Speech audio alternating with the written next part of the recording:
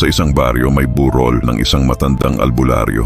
Gabi ng lamay, tahimik ang lahat habang nagro-rosaryo hanggang sa... Ano yun? Sino yun? Hindi ako makahinga sa loob, ang baho!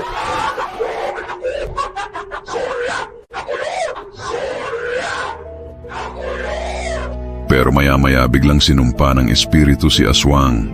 Dahil sa utot mong iyon, hindi mo na matatakpan ang amoy mo.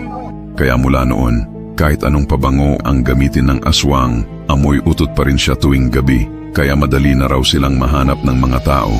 At kapag may naaamoy kang kakaiba sa sementeryo tuwing undas, baka hindi lang patay ang dumadalaw. Baka si aswang na umutot sa burol. Bola.